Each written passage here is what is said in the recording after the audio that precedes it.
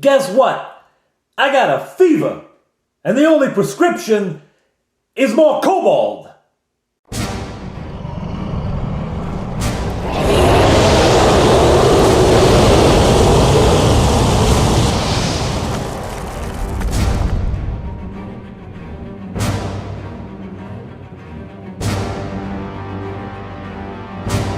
Hello everyone, this is Father Aaron. Welcome to the Dungeon Minister! Alright, so one of our players kicked another one in the face. It happens, right? Brothers. In fact, by about 20 minutes after it happened, everyone was fine, getting along, having fun again, but the session was over for the day, so we didn't pick it up until a week later. You may recall that both Touchberry and Fleetwood had been bitten by the tarantella spider and were now dancing, painfully, horribly twitching with muscle convulsions, but that made it look like they were boogieing down. Sorry. So, Bob Johnny and Faux-Fire grabbed their companions and dragged them out of the main cave. As they went, remember, Bob Johnny was also bitten. But he made his save and did not end up dancing himself. So he and Faux-Fire dragged Touchberry and Fleetwood into that storage room, the sort of pantry room, which was chock-a-block with salted meat and crates of fabric which had been stolen from merchants on the road.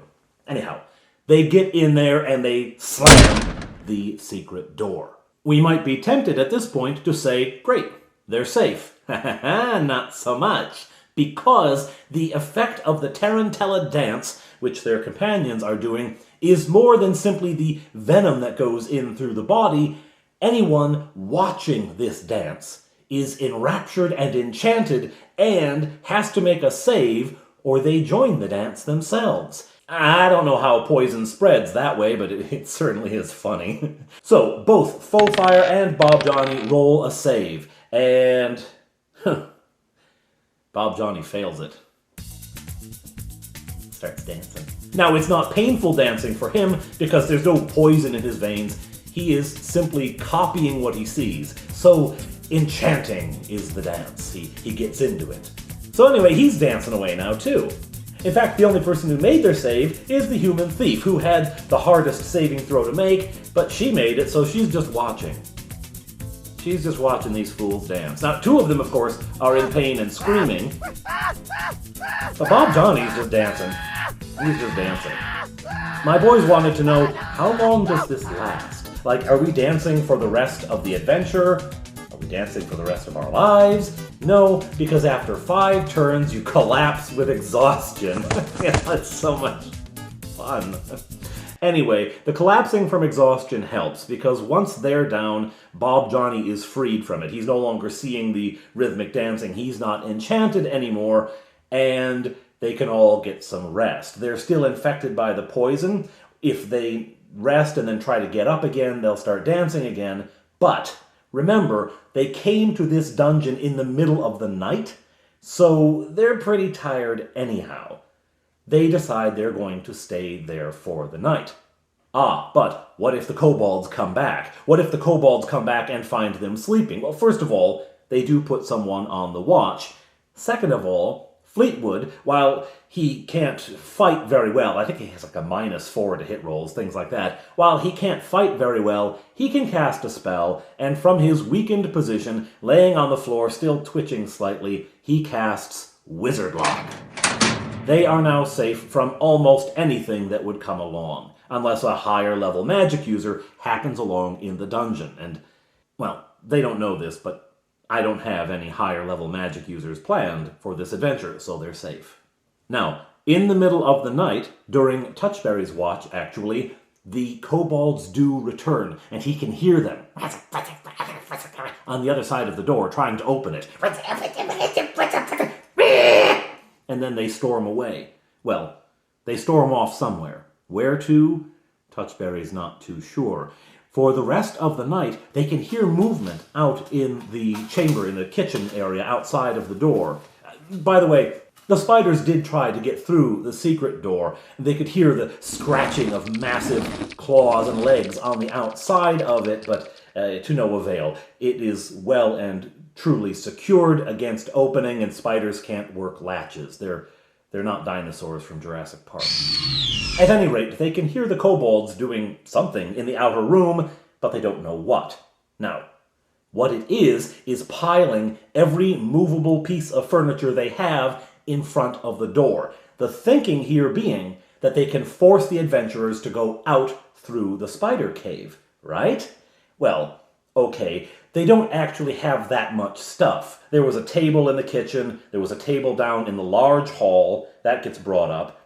There were some chairs, some benches, things like that. There's not actually a lot of stuff. They even haul some rocks in from outside, but there's not really a lot of stuff to pile there. So they make a barricade, and the kobolds are now crouching at the other end of the room, ready to attack the adventurers if they do get through the barricade. Well, they think they're ready. And it's well into the morning before they all wake up, because again, they were adventuring through most of the night. So they wake up, they eat some rations, and they memorize spells. Bob Johnny takes Magic Missile, Charm Person. Touchberry does not want him to use Charm Person because he finds it very annoying when they have to have a friendly monster with them. Friend! But anyway, Magic Missile, Charm Person, Web, and Knock. He figures because they're exploring a dungeon, there may be locked doors, he's going to take Knock, and it's a good thing he does. Fleetwood, meanwhile, takes Light and Sleep, his normal first level, and a web and another wizard lock, just in case he has to lock something else. So, they get ready to leave, and they try the door and find that it won't swing. It swings into the kitchen. It won't open. It just won't open because there's stuff piled against it. All right, how much stuff? Well, you can't tell. You do know that you can't push it open. Well, I'll try to force it. I don't know if that was Touchberry or Fleetwood, but they try with a strength check, and they fail. They just ram into it. I make it kind of hard because the kobolds, while they didn't have a lot of material, they did have time, so they've wedged it pretty tightly there. Okay, they can't open it that way. What are we going to do? My youngest asks, would a knock spell blow away anything stuck behind the door? And so we read the knock spell. It is capable not just of unlocking locks, but of lifting bars that are on the other side of the door. Like if a big stout bar has been dropped in, it can undo that.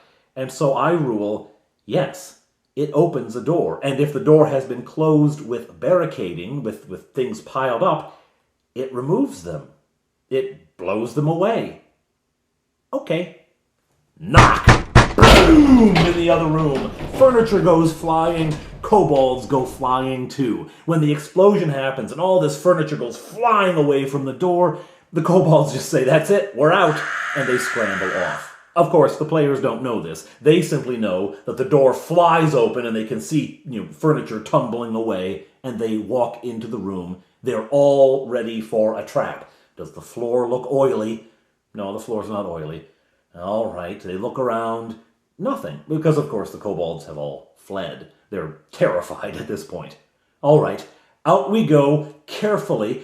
Not super carefully, not, inching along looking for traps because, well, they wouldn't have been able to do construction work overnight. So they go out into the hallway, carefully, though, and make their way down the hall. They get to the intersection. They look down that entranceway, and they can see sunlight because it's a straight shot out to the cave and out to the sunlight beyond.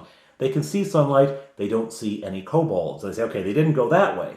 Or did they? Remember, there is a 10-foot pit there, and the kobolds could have run down into the pit. And that's precisely what they did. Don't tell the players. So they say, well, forget the entrance. We'll head in. I bet they ran this way. They're going to go get them. Because remember, their job here is to get rid of the kobolds. So we're going to go down there and find them, flush them out, kill them if we have to. We're going to get rid of these guys. Down the passage they go, once again being very careful. The passage curves to the right, and it actually descends in a slope. On the map, it looks like stairs, but that's because when I made this, it had been 30 years since I'd made a D&D map. It's actually a slope, not stairs. It slopes down, and they come to the bottom, and they can see the opening ahead. where it goes into the large room.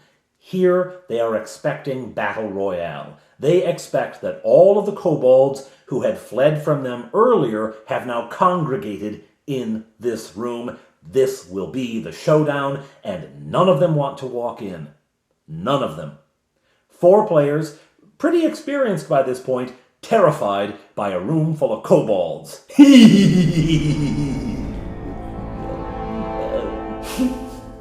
Sorry. Finally, Fleetwood goes in. He says, I will cast sleep. As soon as I see any kobolds, I'm sleeping them all. He goes in and sees nothing. Empty room. Well, not nothing. There's pallets of straw all over the floor where the kobolds sleep. Yes. What are they? Are they going to go to IKEA? They're going to buy little kobold cots from IKEA? Of course. Everyone slept on straw back then. Getting on my case. Anyway, they go in and they find the sleeping chambers of the kobolds. They hadn't bothered to gather up the straw to try to block the door because it would have no weight. The table that normally sits in the middle with some stools around it is gone because that was used to block the door in the kitchen. It's been blown to pieces back there. All right, look around. Nothing? Absolutely nothing? Fofire suggests checking in the straw pallets. Other adventures, the monsters have hidden little stashes of treasure in their sleeping pallets, in their sleeping piles, because where else are they going to keep their personal stash other than on them at the time? Just as a side note, this is kind of the role that my wife plays in our game. She lets the boys make all of the big decisions because it's really their game. She's playing for their sake, so she lets them do most of the planning and come up with most of the ideas. But if they've missed something obvious, she will usually recall them to it. She'll be the one to point out, well, maybe we should try this. Instead of this ridiculous, risky plan, maybe we could just do this. Or something like this. Well, why don't we look to see if there's any treasure here? The fact that she does this while knitting impresses me deeply. So they go about the room, checking the straw pallets, looking in them for treasure, and they find some. Some coins, mostly copper, a little bit of silver, 2 gold pieces, and they find 1 gem. It's just a garnet worth 10 gold pieces, but hey, it's something. Then they ask, what about the door? Is it open? Is it locked? So what door? There's no door in here. Yeah, there's a door. It goes into another room, and then to a passage which leads to the cave. It's a secret door. And then they remember, oh, that's right, it was a secret door. Where was it now? Where was it? They knew it was on the north wall, so I made it really easy to find. Instead of the normal, 5 or 6 on a 1d6 to find the secret door, I gave them 3 to 6, or even, 3 to 6 to find the door. So they found it without much trouble, and in they go. Again, very, very careful. They are now terrified of kobolds, which is fabulous. They go into the room, though, weapons out, very cautious, thief keeping her eyes open for traps, the whole 9 yards, and they find, Garrick. A blast from the past, there is Garrick, the Gnoll. The Gnoll who used to be the commander of the Gnoll tribe, the tribe that had taken the kobolds as essentially slaves and servants, who was bullying the kobolds around. Here is Garrick, and a small treasure chest, but we'll get to that later. Here is Garrick, tied up, gagged, and bound in the corner, looking a mess.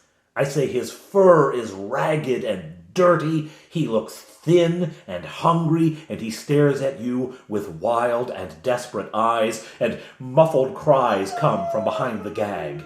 Now, Garrick has been a pain in their butt for a while now, and at various points between adventures, my boys have said if we ever find him again, we're just going to kill him. No questions asked, kill him. But now they find him helpless, tied up, hungry, desperate. And I'm proud to say they take pity on him.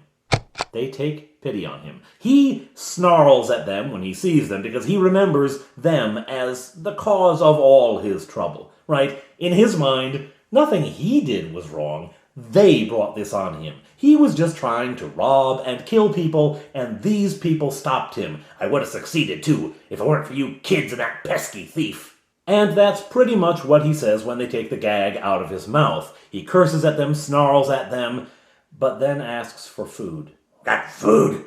Got food? They do got food. None of it is particularly interesting to him. He wants meat. He wants something solid. And this one really blew me away. Fleetwood, who's been one of the most aggressive, saying we're just going to kill him, Fleetwood went and got him some food. Ran back to the storage room to grab some salt pork. Grabbed a huge chunk of it and came back with it to feed Garrick. As he returned, carrying the meat, he got to the corner to turn to go down to the room, and 2 arrows clattered against the wall in front of him. I had rolled like a 5 and a 4 to hit. He spins around. The kobolds have already retreated. He yells, "Missed me!" and continues on his way to the lower room. He's not going to bother chasing them. He figures if he chases them, it'll just lead to a trap, so he'd better do it with all of his friends. Anyway, he's going to go down and bring the food to Garrick. And they do. They give him the food, and they keep him tied this way, but they untie his hands have been tied against his body. They untie him, leave his wrists tied, but he can at least eat that way, and he devours the salt pork. What are you doing here? How did you get here? He tells the story. After lousy elves and halfling and human kicked me out of home. That's how he remembers the Knoll and Void adventure. After kick me out of home, me wander, me have no home. Stupid Chumley, can't find stupid Chumley. He ran. That's the Knoll that they met in the keep when they went back, and Touchberry tried to teach him math. Tried to find filthy kobolds. No find. Kobolds ran too. Then find friends. What kind of friends? Find powerful friends. Run with them.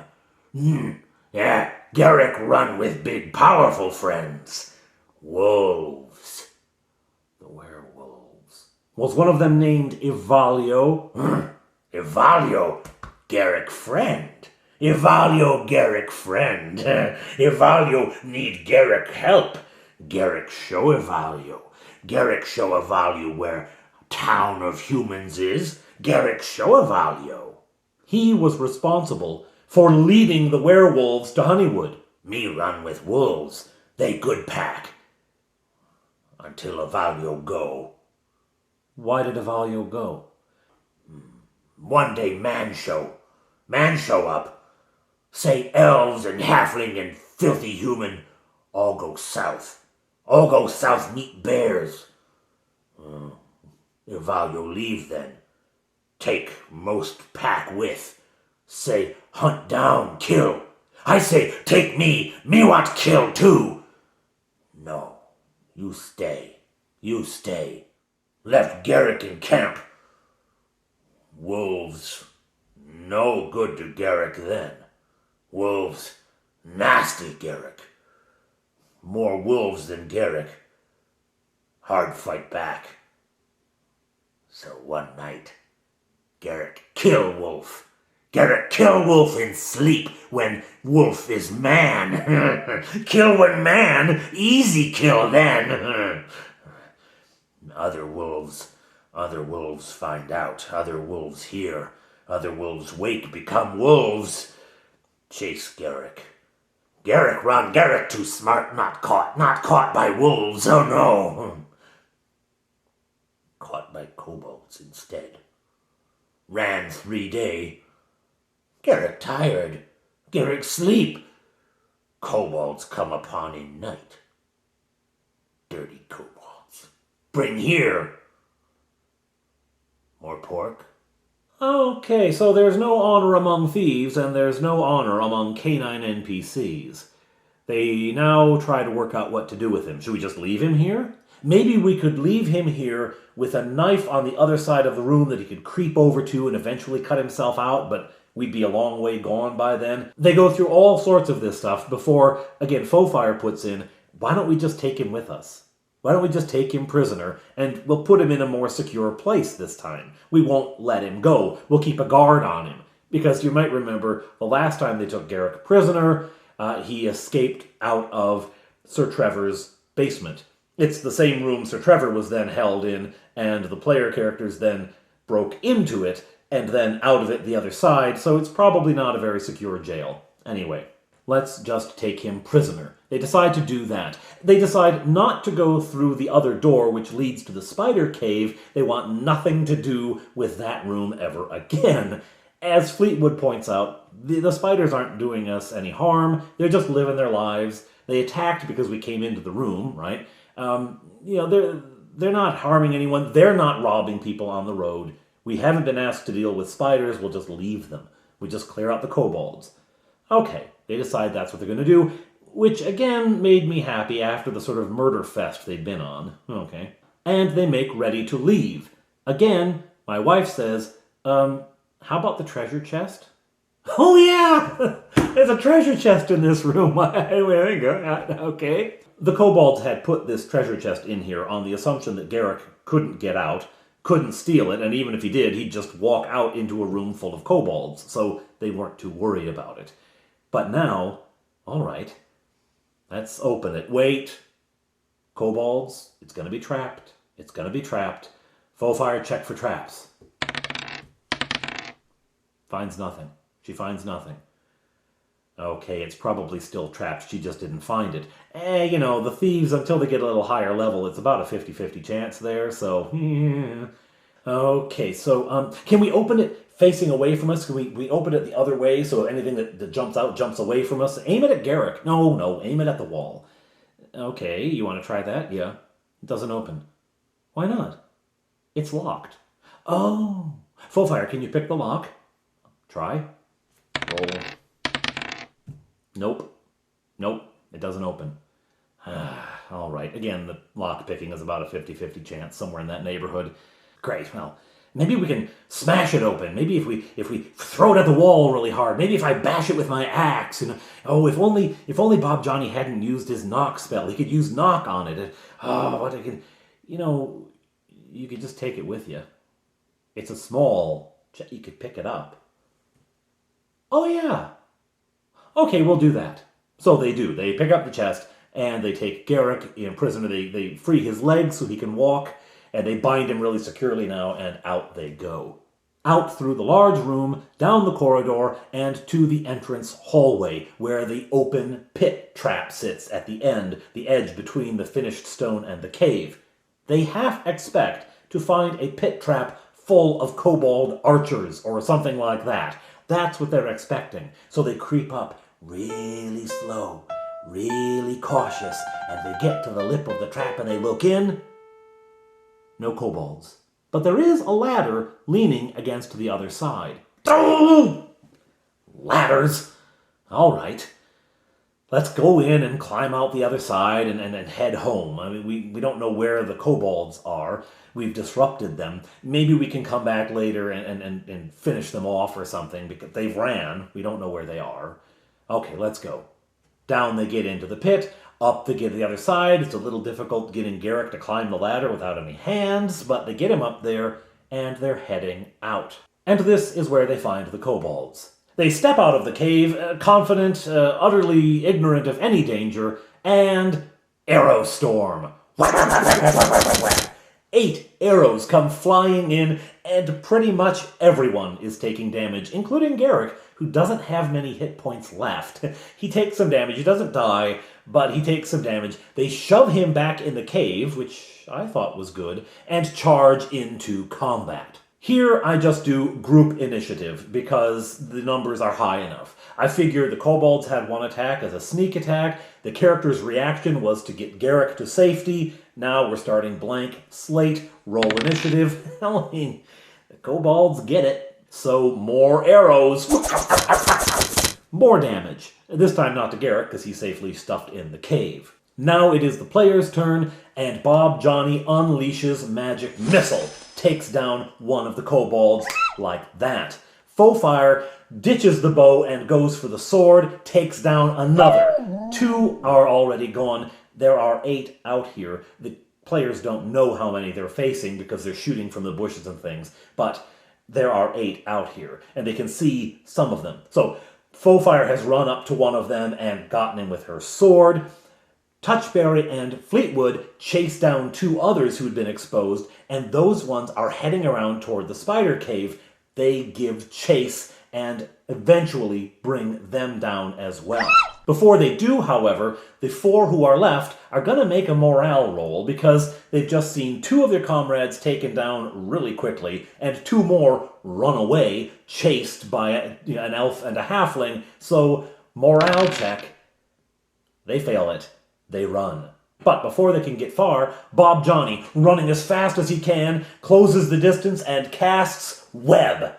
And he nets all 4 of them. All 4 stuck in the sticky stuff, bound up. They've got them. Okay, are there any more? There's some tense moments. They don't know. Maybe there were more and they've run away, but as far as the ones they have seen, they got them all. Okay, we got them. Let's check their pockets for loose change. You know, if you're going to kill a monster, at least take his stuff. And they do. They don't get a lot out of it. These are kobolds, some copper, a couple silver here and there, nothing much. There is some more serious treasure in that chest, a couple thousand copper, 1,000 or so silver, and some gems. The gems actually total up to a decent amount, and a brooch as well, which is worth, I think it's worth 150 or something like that. Anyway, so they get a decent payout from that. There was more treasure in the spider cave, treasure that kobolds had been hauling in from their raiding on the road when they were attacked by the spiders, before they knew the spiders were there. Yeah. So anyway, they also want to check the pockets of the kobolds who are wrapped up in the web, but I say, well, you really can't get to them. You're going to get yourself stuck if you try. All right, well, what do we do with these guys? Do we take them back as prisoners, or that's going to be a sticky mess. Do we kill them? No, we can't kill them. They're helpless in the web. We can't just kill them. What do we do? I guess we just leave them here. Maybe we can come back for them later. That's what we'll do. The kobolds will probably escape. They will probably get out. So there's going to be 4 kobolds with a grudge on the loose. But, well, that's just what happens. They take Garrick, and they march down to the road, telling the kobolds, when this web dissolves, if we're not here, you run. You run, and you run far, because we'll hunt you down if you ever show your faces around here again. They snarl and bark, but they're kind of scared. Anyway, they take Garrick back to Honeywood. By the time they get back, it's evening again, and things are closing down, but they do, head into the town, and they find the mayor, and the mayor says, oh, well, we'll have to put him in the jail. Well, Trevor's house isn't going to hold him anymore. And the mayor says, no, Trevor's house won't hold anyone anymore, but we've got something better. The mayor has been busy. He has installed a prison cell at the town hall. Under the floor of the town hall, there is now a pit 15 feet deep, 10 by 10, with very small tunnels that lead outside to bring in air and a little bit of light, and a grate in the stout oak door, the oak trap door, a small grate that lets a little more air and light down there. He's 15 feet down. He's not getting out of that. He can't dig out. He can't climb out. So down Garrick goes for the time being, and the players count their cash. This one was fun. There were some unresolved loose ends there, the 4 kobolds who were going to get away. There were also more kobolds who had escaped earlier, who weren't part of that ambush at the end. They're unaccounted for, because I didn't bother to think where they went after they ran away, but they're somewhere out there. Then there's the spiders, who aren't a problem now, but may become a problem later. But still, all in all, it was a kind of tidy, compact, standalone unit. So they finished the adventure, and it had a sense of accomplishment at the end of it, which is good, especially considering what happened in Kilmarnock and the Count's reaction to their dust-up in Babelbrook. Anyway, so they had a nice sense of accomplishment. As the session was winding down, I do say that the next day the mayor sent a detachment of town guards to the caves, where they indeed found the kobolds had long since gone, and they recovered the salt pork and the cloth that the merchants had lost. The pork merchant was a little bothered because, the kobolds had been eating a lot of his salt pork, and I looked at not much. How could kobolds eat that much? Touchberry just smiles and says nothing.